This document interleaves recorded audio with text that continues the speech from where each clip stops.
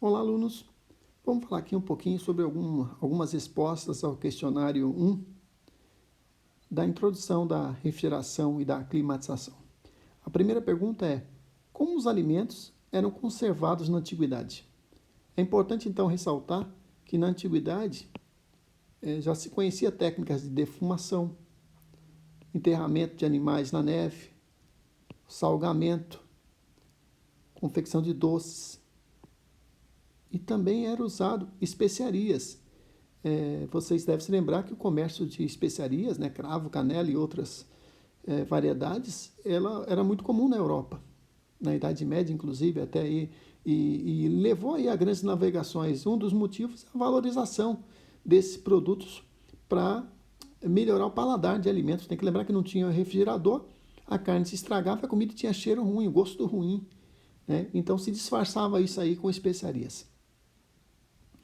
A segunda pergunta é: quem foi Frederick Tudor? Frederick Tudor é um norte-americano e ele teve uma ideia, numa brincadeira com o seu irmão William, de que poderia vender os blocos de gelo que tinham na região onde ele morava, na América Central. Então ele, dessa ideia que parecia uma brincadeira, ele usou os recursos da família e construiu uma cadeia logística para cortar, armazenar e distribuir blocos de gelo pelos vários cantos do mundo. Então, ele ficou conhecido como sendo o rei do gelo e por muitos anos fez fortuna distribuindo blocos de gelo cortado de lagos congelados do hemisfério norte. Quem foi que conseguiu produzir gelo artificial pela primeira vez? Olha, o registro histórico diz que William Cullen, que foi a gente chama um físico, químico, médico, né? Inglês, ele realizou um experimento bem interessante com éter. Que experimento era esse? Ele colocou uma quantidade de éter dentro de um recipiente e usou aí uma bomba de vácuo manual, reduziu a pressão sobre o éter, o que facilitou muito que o éter evaporasse, lembrando que o éter é uma substância bem volátil, né? Ela se evapora muito facilmente e ela tem uma característica interessante. Quando o éter evapora, ele retira uma quantidade de calor grande do seu entorno. Aí vocês imaginam que tem uma películazinha de água ali ao redor do recipiente de vidro, onde tem o éter dentro, que o éter, ao evaporar, retira muito calor daquela região, de tal forma que conseguiu formar uma peliculazinha de gelo. Não é muita coisa, mas ali se tem o primeiro exemplo, né, de fabricação de gelo artificial e que levaria depois a todo o desenvolvimento da ciência da refrigeração. Quarta questão: como era armazenado o bloco de gelo nas residências no passado, né? A quarta questão. Bom, a quarta questão, então, eu vou colocar aqui em cima. Armazenamento eram geladeiras. Na verdade, o que era geladeira? Geladeiras eram armários construídos de madeira, forrados de metal por dentro, onde se colocava um bloco de gelo na parte de cima. Esse bloco de gelo ele ia se derretendo ao longo do tempo, mas enquanto ele não derretia, ele resfriava aquele ambiente, o suficiente para conservar queijo, um pedaço de carne, né, o leite dentro daquele recipiente. Evidentemente que todo dia tinha que trocar aquele bloco de gelo, e por isso que surgiu aí o comércio de entregadores de gelos nas casas. Quinta questão: quando foi produzida a primeira máquina de fabricar gelo artificial? Bom, os registros históricos dizem que foi o James Harrison, entre os anos 1856 e 1857. Vejam que a patente da primeira máquina de fazer gelo foi de 1834, do Jacob Perkins. Agora é o seguinte, tem que lembrar que naquela época vários inventores estavam trabalhando ao mesmo tempo em invenções similares, né? E aí tinha as feiras científicas E essa primeira apresentação foi ali. Mas nesse período tivemos aí vários outros cientistas ou inventores, né, desenvolvendo produtos similares no mundo todo. Eu lembro que eu estava estudando um pouco ali sobre a história da refrigeração e a Associação Americana de Ar-Condicionado diz que foram patenteadas mais de 300 tipos de modelos de fábricas de equipamento de fabricar gelo naquele período ali no final do século XIX. Então vejo como essa área ela se desenvolveu muito num período aí de 50 anos. A sexta questão é qual foi a importância do CFC para a indústria da refrigeração? Bom, até 1930 aproximadamente, o que acontecia é que a refrigeração tinha muito uso da amônia. Amônia porque tinha um ciclo de absorção que usava aí nos navios em grande porte. Então a refrigeração, quando ela exigia uma capacidade maior de refrigeração, era usada amônia, que era um produto de fácil obtenção e com grande capacidade de refrigeração. O probleminha é que a amônia, uma gotinha de amônia no ambiente, ela é capaz de provocar um pânico muito grande. Então vocês já devem ter visto aí na internet quando, por exemplo, começa a ter vazamento de amônia em fábrica aí de frigorífico, tem que realmente aí isolar toda a região, todo o entorno da fábrica e usar equipamentos especiais ali para fazer a manutenção, porque a amônia é muito tóxica.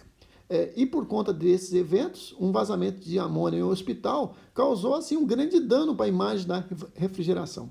Até que aí que o Midler, que é um cientista americano, ele desenvolveu uma fórmula química, um produto químico, o CFCs, que não tinha cheiro, não era inflamável e não fazia mal. Tanto que ele inalou o CFC para mostrar na demonstração e depois exalou em uma vela e mostrou para todo mundo que poderia usar, que era seguro. Então vejam que por muitos anos, da década de 30 até a década de 70, vamos falar um período de mais de 40 anos, o CFC ele foi soberano como o grande fluido da refrigeração, como na época ali o R22 para os ar-condicionado, o R12 ali para os refrigeradores, né? Que eram moléculas aí que envolviam o carbono,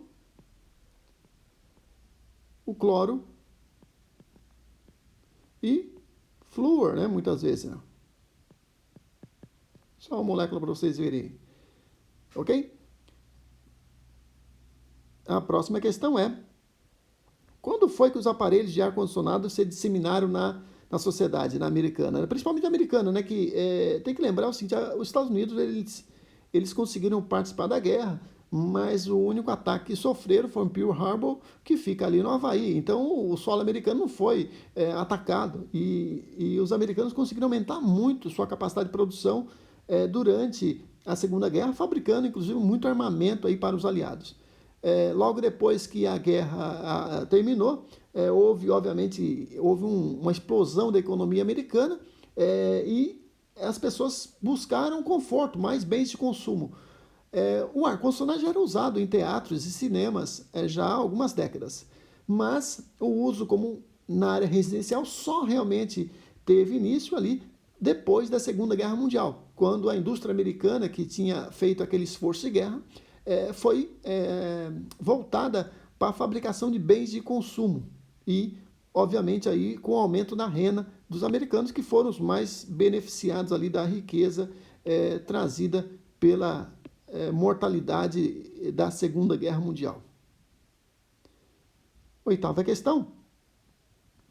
Do total de energia elétrica consumida no Brasil, qual é a parcela referente à área de climatização? Bom, esse dado ele não é tão simples de achar. A gente procurou bem aí na internet e encontrou que aproximadamente 35% do consumo residencial no Brasil se deve à refrigeração e ar-condicionado. Tem que lembrar que o consumo residencial no Brasil é 26% do total de consumo de energia elétrica. Tem que lembrar que a energia elétrica é usada aí para a indústria, para o comércio, para repartições públicas e residência, só para citar aí 4 grandes áreas, né? Então, desses 26% do uso, 35%, ou seja, um pouco mais de 1/3, é usado aí para refrigeração e para climatização. Próxima questão, a nona. O que foi o Protocolo de Montreal, né? Bom, vocês sabem que Montreal é uma cidade que fica ali no Canadá e marcou o início de um grande acordo mundial em prol do clima. Nesse caso, a proteção de uma fina camada de ozônio que fica na estratosfera. O que acontece é que na década de 70 se descobriu aí um modelo matemático e teórico também de que o CFC poderia estar contribuindo para a degradação das moléculas de ozônio. Bom, o que acontece é que houve um esforço mundial nas décadas seguintes para entender o fenômeno, e aí, em 87, exatamente no dia 16 de setembro de 87, foi assinado por 197 países um acordo mundial para reduzir gradualmente o consumo e a produção dos CFCs. Desde então, novos fluidos refrigerantes vêm surgindo aí, e por isso que surgiram aí na sequência o R134, né, os blends, né, vamos dizer, o R404, etc. e tal. E hoje aí, por conta da questão do protocolo de Kyoto e de Paris, vários países europeus e até os americanos já estão aí usando fluidos, os hidrocarbonetos, R290, R600, né? Então vejo que são fluidos aí que, além de não contribuir para a degradação da camada de ozônio, eles também contribuem muito pouco para o efeito estufa, né? Aí hoje o problema é o aquecimento global. Mas eu vou dizer que o Acordo de Montreal, o Protocolo de Montreal, ele foi um acordo muito importante, foi o primeiro acordo preocupado com o meio ambiente. Tem que lembrar ali que logo depois teve o Rio, lembra que na época do governo Collor a gente teve a Rio 90, né? Que foi um grande evento no Rio de Janeiro sobre o clima, né? E, obviamente, ali na sequência tivemos vários outros grandes encontros preocupados com o meio ambiente. A última questão desse capítulo é: por que é importante o uso de fluidos refrigerantes não agressivos à camada de ozônio, né? Então, o modelo apresentado pelo Prêmio Nobel de Química, o Molina, né? Ele diz que quando o CFC é liberado, ele tem facilidade de subir até a estratosfera, que fica aí, a uma região ali acima de 10 quilômetros de altura em relação ao nível do mar. Lá na estratosfera, a gente tem uma camada de ozônio. A camada de ozônio, ela se distribui ali em toda a estratosfera, mas se a gente comprimisse essa camada de ozônio, daria uma fina película em torno da Terra. O que acontece é que em algumas regiões do planeta, a camada de ozônio é mais fina. E se criou um modelo dizendo que o CFC estaria contribuindo ali para a degradação de ozônio, né? Então veja que o átomo de cloro do CFC, ele reage, ele é muito mais reativo que o próprio oxigênio. Então quando ele entra em contato ali, o cloro, com o ozônio, ele joga fora um oxigênio e fica O2 e fica ClO.